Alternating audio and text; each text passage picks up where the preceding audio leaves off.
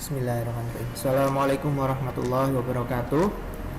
Selamat pagi teman-teman. Salam sejahtera untuk kita semua. Om Swastiastu, Namo Buddhaya, salam kebajikan.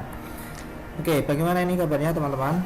Ya, semoga teman-teman selalu dalam keadaan sehat ya, dan harus tetap semangat ya, selalu jaga prokes ya yang ada ya, agar pandemi ya, virus corona ini segera berakhir ya, sehingga kita bisa bertemu tatap muka secara langsung di kelas seperti itu. Oke teman-teman ya, kita sudah masuki pertemuan ke-9 ya dalam mata kuliah informasi manajemen. Kemarin teman-teman sudah 8 pertemuan awal sudah diisi oleh Bu Yudit ya. Sekarang untuk pertemuan 9 ya dengan Pak Fajar seperti itu. Nah, untuk materinya kali ini adalah konsep sistem informasi dalam IT dan bisnis. Oke, kita langsung saja mulai.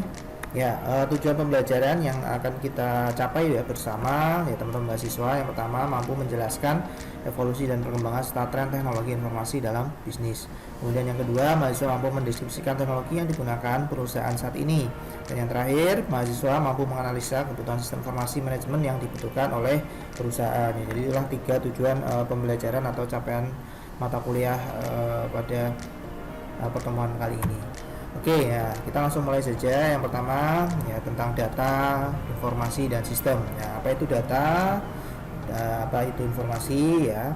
Nah, data itu adalah sebuah pemberian atau fakta ya, real ya, nyata dalam bentuk gambar, dalam bentuk pernyataan ya berupa angka. Nah, itu adalah sebuah data. Kemudian bisa juga diartikan sebagai representasi dari beberapa hal yang nyata ya, benda nyata yang ada di dunia. Kemudian the raw materials atau bahan baku ya. Nah, bahan baku di sini ya berupa bahan baku pengolahan dari proses produksi ya, sehingga nantinya akan bisa menjadi sebuah informasi.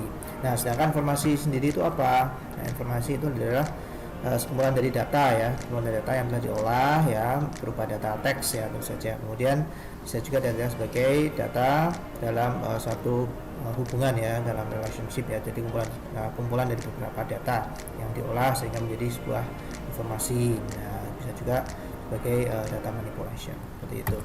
Oke, berikutnya yaitu ini ada gambaran tentang proses sistem informasi itu, proses sistem informasi berjalan. Yang pertama ya, ini kita analogikan ya sebagai produksi sepeda ya, produksi sepeda. Nah, jadi inputannya adalah raw material atau bahan bakunya, bisa berupa roda ya, jeruji, kemudian stang ya, dan lain-lain ya, bagian dari part-part atau bagian dari sepeda itu sendiri. Kemudian diproses ya, kemudian sehingga menghasilkan suatu output sepeda yang bisa dinaiki seperti itu. Nah, ini adalah representasi dari data, inputan berupa data, kemudian proses ya dalam computerized ya, menggunakan komputer, kemudian menghasilkan suatu informasi seperti itu. Oke, ini ada hubungan data, informasi dan sistem ya, dari manusia dengan komputer ya. Manusia berpikir, memberikan masukan, inputan ya, kemudian diproses oleh komputer ya, melakukan kalkulasi, melakukan eksekusi ya, dan sebagainya yang bisa dilakukan oleh komputer. Oke, kemudian nah ini pengertian dari sistem informasi itu sendiri adalah ya sekumpulan komponen yang saling bekerjasama ya, bisa digunakan untuk mencatat data, bisa digunakan untuk mengolah dan menyajikan suatu informasi ya. Itu adalah pengertian umum ya tentang sistem informasi. Nah, juga bisa digunakan untuk pembuatan keputusan ya, decision maker ya, agar dapat membuat keputusan yang baik dan tepat. Nah, itulah fungsi dari suatu adanya sistem informasi. Nah, sedangkan manajemen ya, manajemen adalah upaya atau proses mencapai tujuan tertentu. Tim dalam organisasi sebagai pengendali organisasi dalam mencapai suatu tujuan atau sasaran. Ya, manajemen dalam organisasi bisa dari tingkat atas ya, dari high ya, atas itu berupa direktur ya, kemudian memberikan perintah kepada tingkat menengah ya, atau manajer ya, yang bertugas untuk mengelola ya seluruh yang ada di kantor ya. Kemudian tingkat bawah sendiri adalah penyelia atau kepala bagian yang lain ya, supervisor ya, kemudian bisa diberikan kepada staff ya, staffnya seperti itu. Itulah manajemen. Nah, sistem informasi manajemen ya. Nah, mengelola sistem informasi ya, tugas utamanya kan yaitu mengelola sistem informasi ya. Mungkin kemarin sudah dijelaskan secara mendetail oleh Bu Yudit ya tentang sistem informasi manajemen ya, dari konsep ini Pak Fajar menambahi dari segi IT-nya atau sistem informasinya seperti itu. Nah, kemudian konsep sistem informasi untuk tiap level manajemen ya. Nah, jadi ada di tiap manajemennya ada. Nah, ini tiap tingkatan manajemen dari paling atas ya, ini piramida ya, dari atas kemudian menengah ke bawah. Kemudian ada teknologi komunikasi yang digunakan untuk mengirim data dari suatu tempat atau alat ke tempat yang lain ya. Kemudian ada lagi teknologi komputasi ya, berbagai perangkat yang digunakan untuk mengolah data.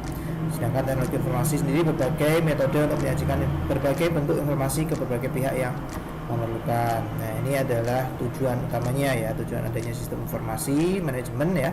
Yang pertama adalah product differentiation ya, goalnya seperti apa, tujuannya seperti apa ya. Ada keunggulan kompetitif ya, kemudian ada low cost production ya, atau menekan keuangan ya, produksi keuangan seperti itu. Kemudian sistem informasi bidang pendidikan dan bisnis ya. SIM dalam bidang pendidikan ya, ada sistem yang digunakan untuk membantu melancarkan penyebaran informasi pendidikan dan memudahkan pimpinan dalam hal ini ya, misalkan dekan ya atau rektor ya, atau kalau dalam sekolah ya kepala sekolah ya, untuk membuat suatu kebijakan atau keputusan ya. Contohnya ada di SIAKAD ya, atau sistem informasi akademik ya. Di UNY sendiri kan Anda mungkin teman-teman juga sudah sering menggunakan ya informasi ini.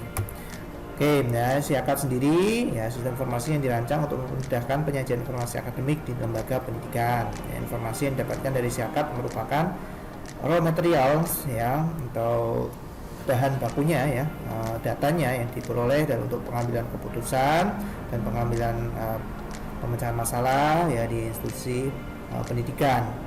Ya, contoh di SIAKAD ya, ada di misalkan di UNY itu ada SIAKAD online ya, ada presensi, kemudian ada SIMAS, ada B-Smart ya, seperti itu. Kemudian contoh kasus ya, di sini pimpinan fakultas membutuhkan data mahasiswa yang sudah yudisium tahun 2016 ya. SIAKAD menyajikan data mahasiswa yudisium tahun 2016 dengan kriteria jumlah mahasiswa, IPK tertinggi, terendah dan rata-ratanya, kemudian masa studi, dan terakhir adalah trennya ya, trennya seperti apa ya. Itulah contoh data-data yang dibutuhkan atau yang diolah oleh sistem informasi akademik seperti itu. Nah, sistem informasi bidang bisnis apa saja yang ada. Yang pertama ada sistem informasi keuangan ya, itu bisa. Kemudian ada website perusahaan ya, atau company profile perusahaan tersebut. Kemudian ada Human Resource Information System ya, HR-nya. Dan terakhir adalah aplikasi startup digital ya, jadi aplikasi-aplikasi penunjang ya, pendukung ya, aplikasi pendukung dalam proses bisnis ya di perusahaan seperti itu. Berikutnya adalah Human Resource Information System ya, atau HRIS ya, adalah sistem informasi yang memudahkan pelaksanaan manajemen sumber daya manusia perusahaan atau organisasi ya. HRIS merupakan SI ya, yang digunakan perusahaan untuk mengolah SDM dari perekrutan sampai pemberhentian kerja. Jadi prosesnya lengkap ya, seperti itu, dari perekrut ya sampai pemberhentian kerja. Nah, ini ada contohnya ya, SI untuk perekrutan, ada onboarding assessment kepribadian, ada payroll yaitu untuk pembayaran gaji ya misalkan, dan lain-lain sebagainya ya. Banyak sekali sistem informasi yang digunakan oleh perusahaan. Jadi teman-teman ya, apabila dalam suatu perusahaan itu menggunakan ada beberapa sistem informasi ya, teman-teman silahkan pelajari dulu alurnya seperti apa ya, jangan gegabah ya, asal pakai tapi tidak sesuai. Kemudian SIC UGM harus dalam bidang ketenaga kerja, SI terbaik di bidangnya, mudah dan menawarkan banyak fitur, bermanfaat bagi calon pekerja dan perusahaan, dan terdapat aplikasi mobile. Ini contoh aplikasi yang digunakan oleh SIC UGM ya, seperti itu. Oke. Nah, oke, materi sudah cukup ya. Nanti teman-teman ya untuk menambah pengetahuan, menambah kemampuan ya, dalam hal pendalaman materi ya, nanti teman-teman bisa beralih ke pembelajaran asinkron yang melalui platform Bismart ya. Di situ Pak Fajar sudah mengupload beberapa materi ya. Nanti silahkan teman-teman bisa membuka yang pelajari beberapa modul ya yang ada.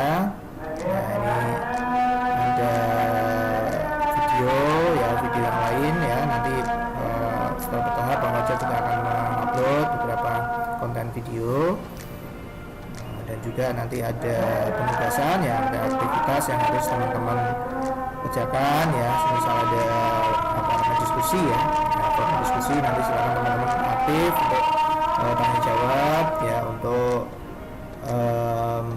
berdiskusi ya, seperti itu. Oke, mungkin sampai di sini dulu pertemuan kita ya melalui video ya blended learning ini ya. Mohon maaf apabila Pak Fajar ada salah kata, ucapan maupun hal-hal yang kurang berkenan di hati teman-teman mahasiswa ya, cukup Pak Fajar akhiri. Sekian, wabillahi taufiq wal hidayah. Wassalamualaikum warahmatullahi wabarakatuh.